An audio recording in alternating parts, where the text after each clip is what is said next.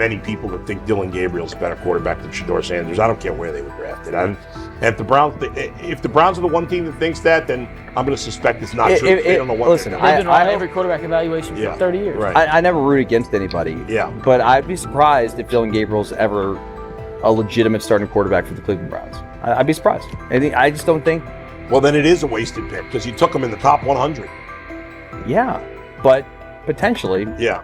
May get away with it because of Shedeur. An edge rusher chirped at Shedeur Sanders between snaps, hoping to shake his rhythm. On the very next play, Sanders answered with a 30-yard laser, a deep dig from the boundary side that split the single high safety and the trailing corner. He hit the top of a 5-step drop, kept a firm base, and delivered on time to the receiver's outside shoulder, turning what should have been a routine rep into a sudden change explosive. From that moment on, every coverage wrinkle the Browns tried, rotating from cover 3 to quarter half, flashing a Tampa 2 shell, mugging both A-gaps, was met with a precise counter. When corners pressed, Sanders adjusted the route to a back shoulder fade. When safeties widened, he checked to a glance post. When linebackers bailed, he found the running back on a delayed option out of the backfield. Even late simulated pressures couldn't move him off his spot. He simply climbed, reset his feet, and fired. As Cleveland's defenders rotated through checks, Sanders manipulated them with cadence and eye discipline. He froze weak side safeties long enough to create intermediate windows, then feathered the ball into those lanes before help could arrive. When the Browns finally dropped 7 and matched every route, Sanders tucked the ball and converted 2 separate 3rd and 6 situations on the ground, reminding everyone that his mobility is as calculated as his arm. By the end of the session, the defensive coordinator's call sheet looked obsolete. Sanders had neutralized blitz looks, exposed spacing issues in zone, and forced the unit into static base coverage just to survive the period. It wasn't a camp drill anymore. It was a clinic on timing, processing speed, and controlled aggression, delivered snap after snap by a quarterback who never needed a warm-up lap to own the field. They never planned on taking him. The problem is,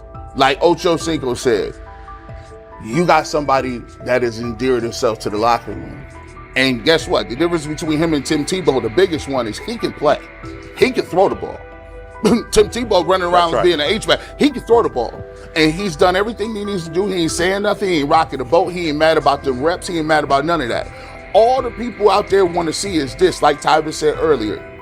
We want to see what he can do with Jerry Jeudy. That's it. I want to see what he can do with David Njoku. I want to see him with Junkins. I want to see him with the first running backs. If you are cooking, if you are beating down the doors with the 3s and 4s, guess what?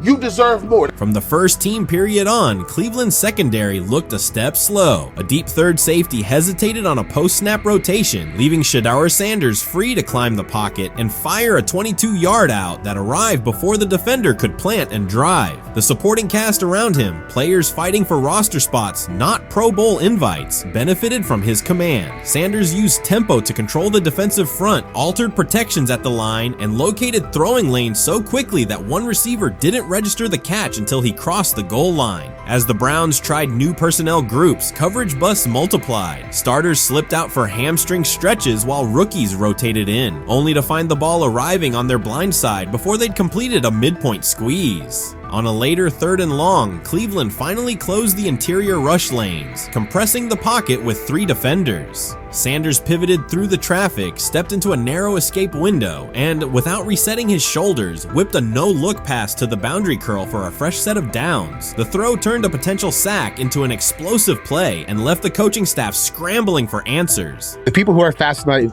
by Shedeur for whatever reason, whether it's his play, I guess, last year was kind of fun. If you're just like a guy who grew up like loving Deion Sanders and passed that love on down to your kids, I can see why you're like that. The one thing I will give them is you're looking at this quarterback room. If you're a fan of Shedeur and say, why can't he go beat Dylan Gabriel or Joe Flacco or Kenny Pickett? So I do understand that part of it, right? Because why not? Why couldn't he be a Brown starter in October or November? That looks like a quarterback room where everyone will get a chance to start. That's exactly what he says. I'm told the footage of Shedeur Sanders meeting with the Giants is so bad that both the Browns and the Sanders family have threatened legal action if it is published. The New York Giants have released audio from their draft interview with Shedeur Sanders, and the disclosure has drawn intense public reaction. Fans want to know whether Sanders made critical remarks and why the Giants shared material that should have remained confidential. The situation revolves around an open microphone, contentious comments, and the broader implications of the leak. The New York Giants published a brief, edited segment from their interview with Shedeur Sanders and withheld the remaining footage. Observers are debating whether this was a strategic public relations decision or an attempt to discredit him. The team has offered no additional explanation, and many fans view the limited release as inadequate and potentially misleading. They are demanding full transparency and accusing the organization of orchestrating a negative narrative. While criticism of Sanders is vocal, his supporters are responding with equal intensity. There was another team that he sat down with. What do you mean it didn't go well after that? So, he was pissed that they did that to him. They did that to him. He counter-confronted the them. same thing they do to every other quarterback prospect. They did that to him. They slide in a mistake to see if you catch it. Right. And so because you're the quarterback. But he didn't take it as a correction. He took it as like he got pissed off. Yeah, and it's like so here's another one. So another one was, he throws a bad interception, and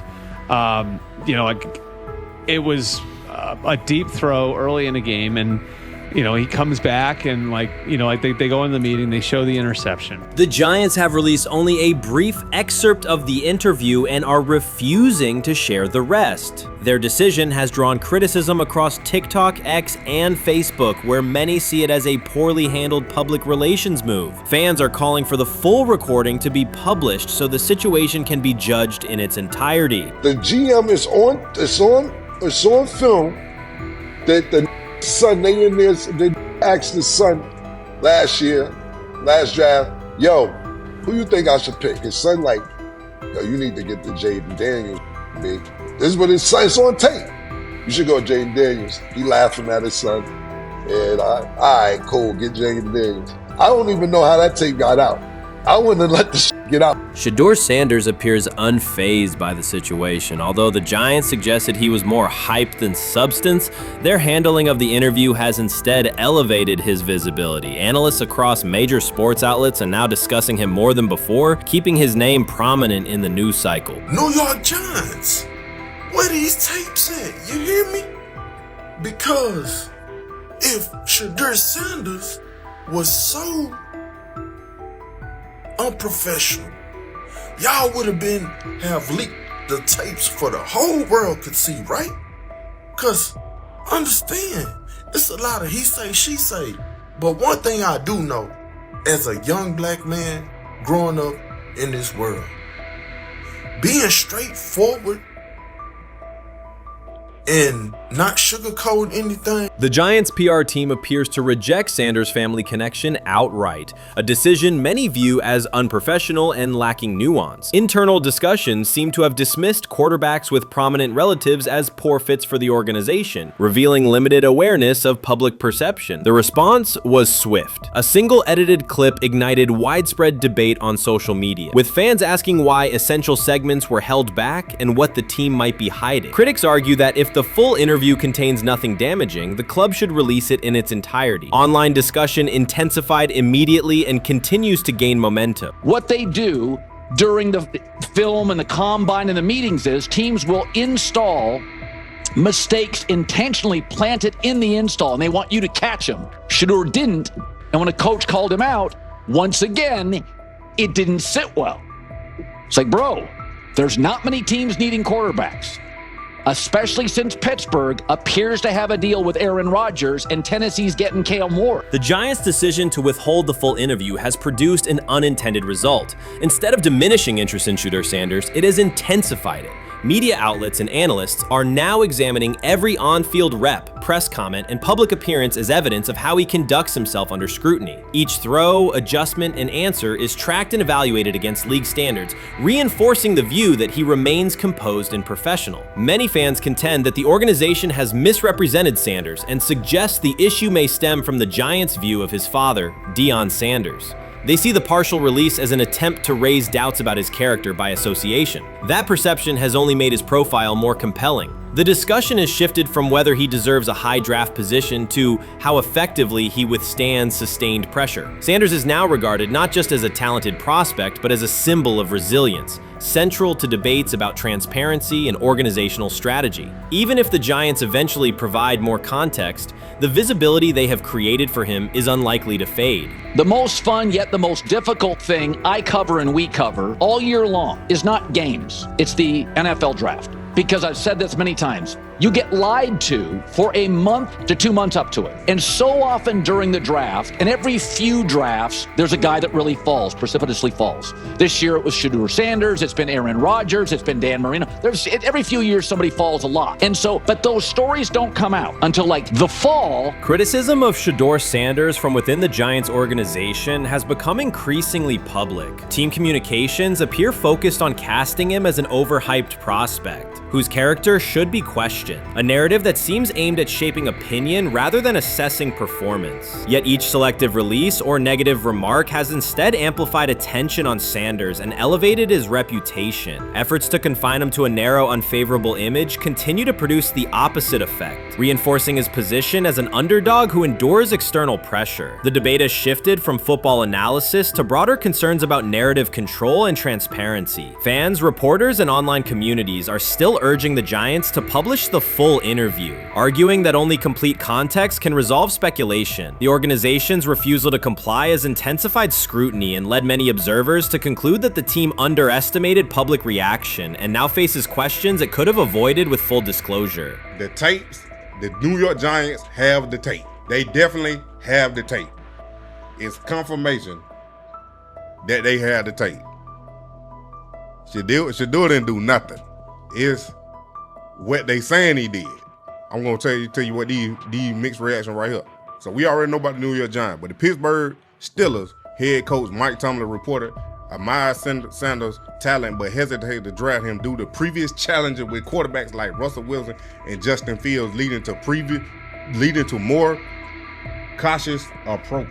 Las Vegas Raiders. Sanders met with Raiders at the NFL scouting combine and expressed enthusiasm about potentially joining the team. His familiarity with the West Coast offense and quick release was noted positive, though concerns about his ceiling. Hours after the Giants posted that short audio clip, the timeline never slowed. Comment threads filled with frame-by-frame breakdowns, lip-read attempts, and side-by-side comparisons of what was said versus what was left out. Reporters called league contacts. No one could explain why a franchise would stir this level of curiosity only to seal the vault.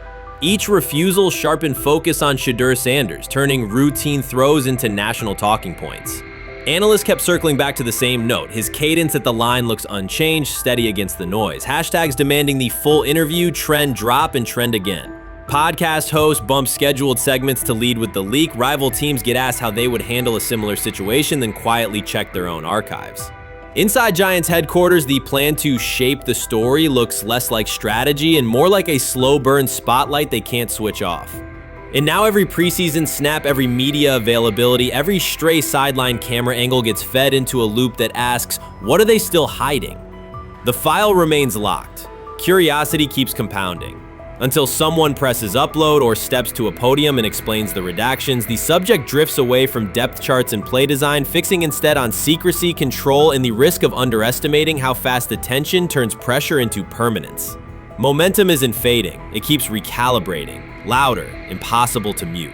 When he led college football in completion percentage and he threw almost 40 touchdowns for over 4,000 yards, how tall was he? Because they make it seem like he shrunk all of a sudden, RC. Oh, how lively was his arm? Because all I know is somebody did that. Somebody threw for over 4,000 yards, somebody threw for almost 40 touchdowns, and somebody led college football in completion percentage. Now, I'm trying to figure out, what I try to figure out all the time, Mel, is how a guy that hadn't played football in almost 5 months. Shannon Sharpe has publicly defended Shedeur Sanders and criticized those questioning him. Sanders has earned higher recognition and some fans are responding negatively. Although there's debate about whether he belongs on a second team list, Sharpe maintains that Sanders' career is clearly ascending. Reactions on social media are mixed. Some users are angry, others are surprised, and a few say they anticipated this result. The conversation remains active. When reports confirmed that Shedeur Sanders had been elevated from second team to near top tier status, Shannon Sharpe issued an emphatic response. He delivered a detailed rebuttal to critics, underscoring why Sanders deserved the promotion and directly challenging those who doubted the decision. I don't think that he was underprepared during these meetings. I don't believe any of these stories that he showed up arrogant and that he was bombing his interviews. I mean, you watch the film, he's on time, he's on point.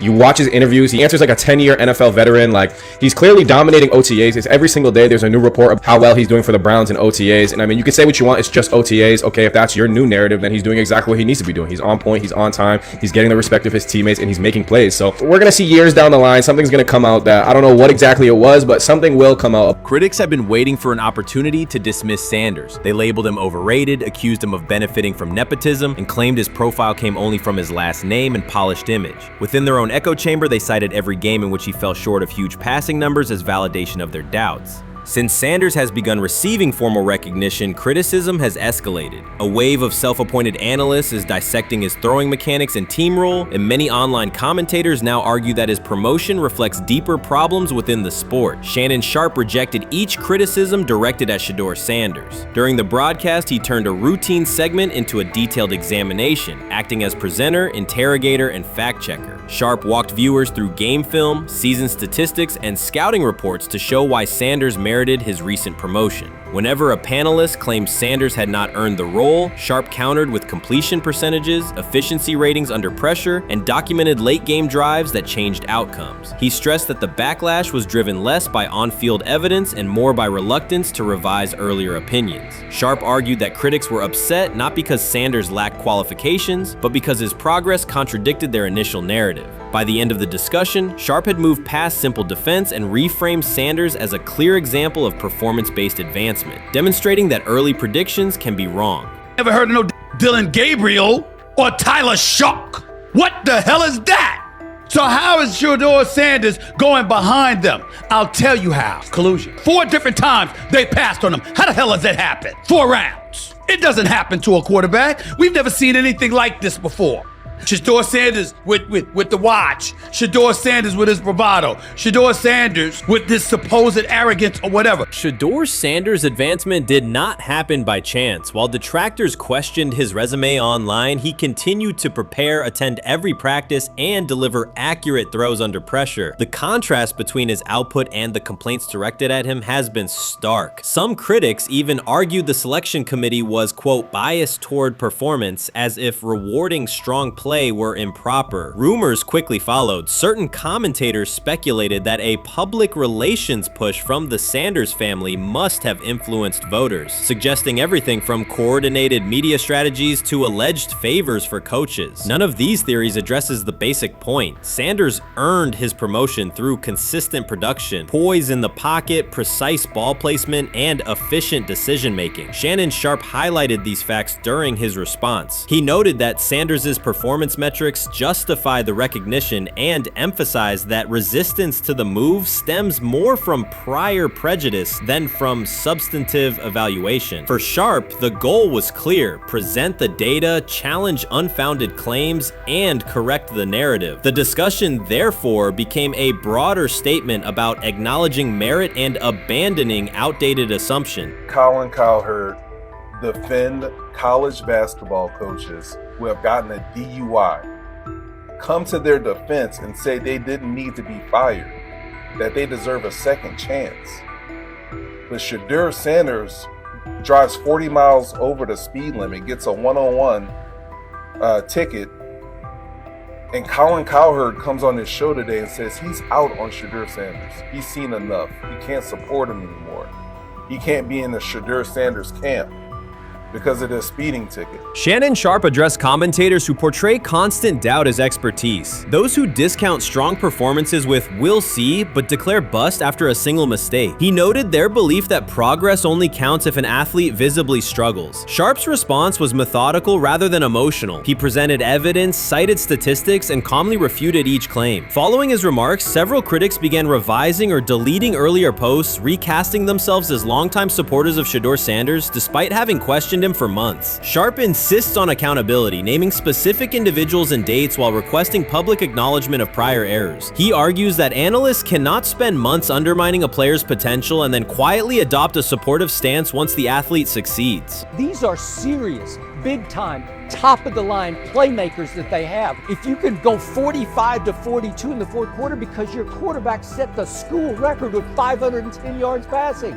He was flawless. Shedeur is big time. I didn't know for sure, will it translate to the next level of competition? Yes, yes, it might translate to the next level of competition as he can play. Critics who once claimed Shedeur Sanders was unprepared now hesitate to acknowledge their mistake. They resist retracting earlier comments and struggle to accept that an athlete can succeed without their approval. Sanders continues to share practice clips and game highlights without engaging the debate, while Shannon Sharpe documents every dismissive remark, ready to revisit them on national television. The disapproval did not slow Sanders. It underscored his progress and exposed the gap between perception and performance. As a result, the conversation has shifted. Analysts who doubted him now describe him as undervalued and publish detailed evaluations of his mechanics and game management, suggesting long-standing familiarity with his career. In a matter of weeks, critics have recast themselves as advocates, demonstrating how quickly opinion can change when consistent results leave little room for doubt. Shannon Sharpe signaled that his commentary is not over. He considers Sanders' advancement a positive outcome for every athlete who has been overlooked or criticized for having confidence. Sharpe stressed that analysts do not have the authority to determine who deserves recognition based on personal preference. The reaction to Sanders' promotion, he argued, revealed how quickly opinions can shift once results are undeniable. Sharpe pointed out that many vocal critics became quiet when confronted with objective performance data. This exchange, Sharpe insisted, reached beyond defending a single quarterback. It challenged the practice of dismissing achievements that do not fit familiar narratives. He reminded viewers that success does not require external approval and that consistent talent will surface despite online commentary intended to minimize it. While critics reconsider their positions, Sharpe remains steady, assigning credit to the athlete and allowing the scoreboard to confirm the argument. In his view, the statistics speak clearly enough. Sharpe also emphasized that the intensity of the backlash must be placed in context. College football is a volatile environment where unexpected outcomes are common. Therefore, declaring failure based on incomplete evidence only weakens the credibility of sports analysis. The discussion underscored the need for measured evaluation rather than reactive judgment. Zach Jackson and him and everybody else that we talked to have said that Shedeur looks good. He looks really good. He looks better. And we got Zach that say Dylan Gabriel ain't even an NFL quarterback. True. So how is it that this man can't get a rep with the ones, but that non-NFL quarterback can? We all what agree with sense that. does that make? Some observers now claim that recognizing Shedeur Sanders' strong performance undermines football's traditional standards, even though they previously argued he received coverage only because of his father. Faced with Sanders' current statistics, those critics are searching for explanations that fit their earlier narrative. The data have always been clear. Their earlier objections ignored that fact. Shannon Sharpe is openly highlighting this reversal, comparing past negative remarks with Sanders' recent 400-yard games to demonstrate the gap between criticism and evidence. Sharpe did not force these commentators to backtrack. He simply displayed their earlier claims alongside Sanders' results, allowing the contrast to speak for itself. Grab hold of the starting job. Yes, but I don't think we're going to know which one until we get deep into August. Now, I think we tracked the reps everybody was getting at practice throughout the OTAs and minicamp. But when you talk to people there, they just want to make sure everybody got what they needed. And that, Kenny Pickett, we find out if he has the goods to be the starter. Joe Flacco, they back him off a little bit. He's 40. He may not need as much. The rookies, Shedeur Sanders and Dylan Gabriel, what do they need to learn to make the transition from the college game to the pro game? That's what the spring was about for the Browns quarterbacks. Now, Shedeur Sanders has moved from social media celebrity to on-field standout, and ESPN now lists him among its first-team candidates. Reactions are split. Some fans are impressed while others are skeptical. Whether this reflects Deion Sanders' long-term strategy or simply Shedeur's rapid development, the story is drawing widespread attention. Here's a look at what led to this moment. They never planned on taking him. The problem is, like Ocho Cinco said, you got somebody that has endeared himself to the locker room. And guess what? The difference between him and Tim Tebow, the biggest one, is he can play. He can throw the ball. Tim Tebow running around being an H-back. He can throw the ball. And he's done everything he needs to do. He ain't saying nothing. He ain't rocking the boat. He ain't mad about the reps. He ain't mad about none of that. All the people out there want to see is this, like Tyver said earlier. We want to see what he can do with Jerry Jeudy. Online reactions are sharply divided. Some fans strongly support Sanders, while others argue he is overrated. Traditional analysts cite statistics and claim his recognition comes mainly from his father's name. Sanders supporters are actively celebrating his rise and already predicting a future NFL career. Sports media outlets have made his candidacy a central topic of debate. The discussion now extends beyond statistics and victories to include his marketability, public image, and on-field presence. Sorry, is Shedeur Sanders going to get a chance to win this job? Do you believe he gets a legit shot to win this job? Listen, I think, first of all, the action's going to really start in training camp. Like, forget all the OTA stuff. You don't win a job in OTA. The real action starts in training camp. And just like Shedeur said, during the minicamp, when it's time to take your reps, you got to make the most of it. Because I think early on, there's going to be a lot remember, Joe Flacco didn't hardly practice in OTAs and mini camps because they were giving the young guys. Right. So when he gets his opportunity, he's going to have to make the most of it. Analysts are closely reviewing game footage to evaluate Sanders' decisions and mechanics, while others examine his social media activity to see how he balances content creation with quarterback duty. Shedeur Sanders' placement on ESPN's early first-team list has taken over the college football conversation. Supporters circulate his highlights and argue that his on-field production and leadership justify the honor. Skeptics claim the recognition relies too heavily on his family name and question whether his resume is strong enough for first-team status. Analysts are rewatching game footage to assess his reads, accuracy, and pocket presence, while others examine how he balances a high-profile social media presence with quarterback responsibilities. The debate has pushed other storylines, such as conference realignment and NIL issues, into the background, leaving fans and commentators focused on Sanders' performance, marketability, and overall impact on the sport. I'll keep saying it. I believe Shedeur Sanders should play more games than any other quarterback on this roster this year, because he's the only guy that I look at and say they might have something here. Because I'm telling you right now, they left night one of the draft saying we are taking our quarterback next year. So it's on Shedeur or Dylan or Kenny, probably not Joe, to change their mind. To change their mind. But you got to find out.